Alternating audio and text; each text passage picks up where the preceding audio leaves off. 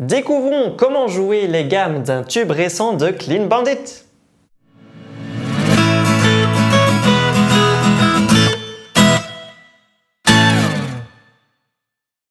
Salut à tous, c'est Robin Mace. Cette vidéo est un tutoriel sur les gammes proposées dans le morceau Baby de Clean Bandit. Je ne vais pas vous montrer d'extrait audio de la chanson, sinon je risque d'avoir des petits soucis de droit d'auteur, donc je vous laisse la liberté d'aller écouter ou voir le clip sur YouTube.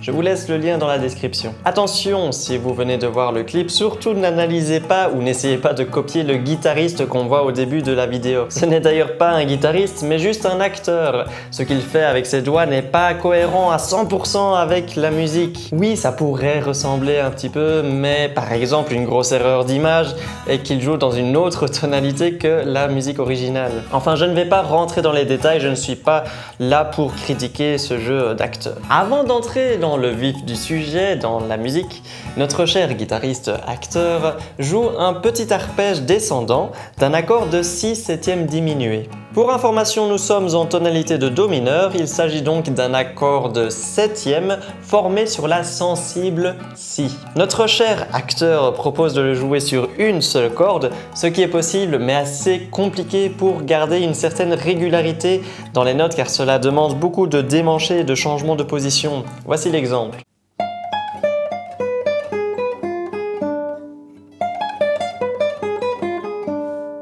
Si on est attentif à l'audio plus qu'à l'image, on se rend compte que la dernière note aboutit sur un glissando vers les graves, ce qui veut dire que la dernière note, le Ré, est probablement jouée à la 12e case de la 4e corde. Je suppose donc que ce petit trait se joue dans les environs de la 12e position. Voici comment moi je jouerais ce petit arpège descendant de 7e diminué. On commence par Fa La bémol à la 13e case et 16e case. On vient chercher le Ré sur la 15e case de la 2e corde avec le 3e doigt et on va étendre son 2e doigt pour chercher le Fa, toujours à la 13e case de la 12e corde. On va avec le premier doigt utiliser le Si. On revient sur le Ré avec le 4e doigt. On étend son 3e doigt pour chercher le La bémol. On rejoue le Si. Fa sur la 10e case de la 3e corde. 4e doigt, on revient sur le La bémol. Et on termine enfin sur le Ré à la 12e case de la 4e corde. Lentement.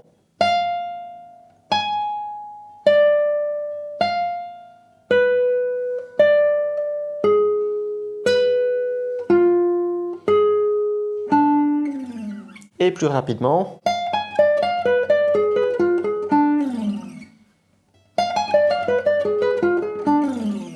Au lieu de...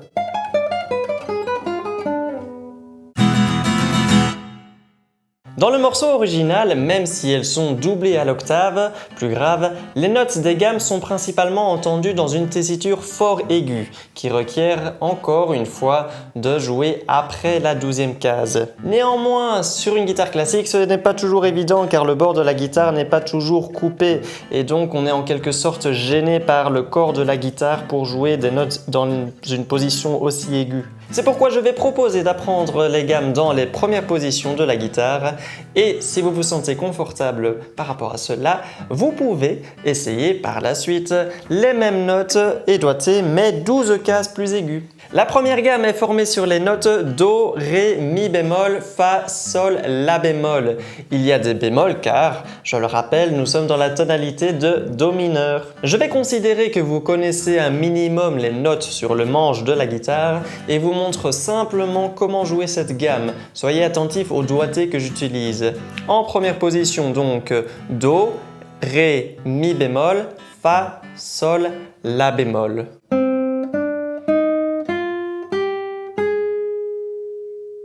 Les gammes de ce morceau sont jouées assez rapidement, je vais donc proposer un doigté efficace pour la main droite. Pour cette première gamme, utilisez A-M-I sur la 2e corde et encore A-M-I sur la première corde. Nous allons privilégier un doigté à 3 doigts pour éviter les croisements de doigts et l'ordre A-M-I est assez naturel pour la main car c'est en quelque sorte de cette manière qu'on ferme le poing. C'est d'ailleurs un doigté principalement utilisé pour exécuter les trémolos par exemple. Je vais donc rejouer la première gamme avec ce doigté.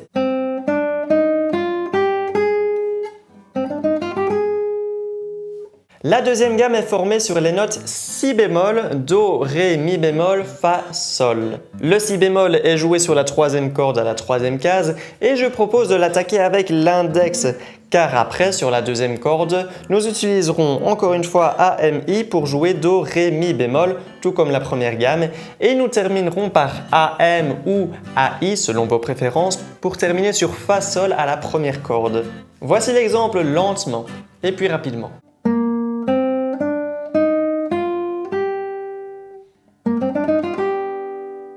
La troisième gamme est formée sur les notes La bémol, Si bémol, Do, Ré, Mi bémol, Fa, que je jouerai avec le doigté suivant. Troisième corde Mi, deuxième corde AMI et troisième corde A.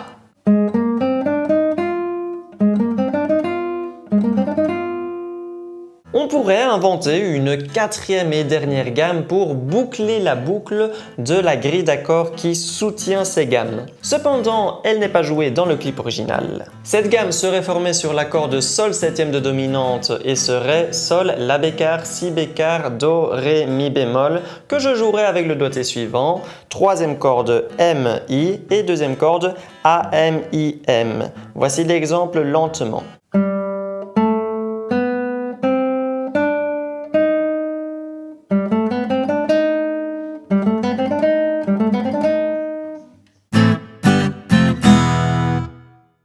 Un point important que j'aimerais aborder dans cette musique est le placement rythmique de ces gammes. En fait, la note d'arrivée est sur le premier temps.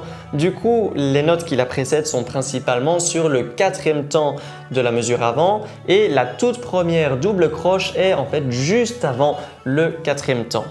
En frappant dans les mains en comptant 1, 2, 3 et en supposant le 4 et en disant les notes, cela donne ceci. 1, 2, 3. Do, Ré, Mi, Fa, Sol, La. Voici aussi l'exemple à la guitare en comptant les temps. 1, 2, 3, 4, 1, 2, 3, 4, 1, 2, 3, 4, 1, 2, 3, 4, 1, 2, 3, 4. Et on recommence, tout simplement. C'est terminé pour la vidéo. Si vous aimez ce concept de prendre un tube pour en faire justement un exercice ou bien basiquement apprendre comment le jouer, n'hésitez pas à me le dire dans les commentaires. N'oubliez pas le petit pouce en l'air si vous avez apprécié et abonnez-vous si vous découvrez la chaîne. On se voit dans une prochaine vidéo. Ciao!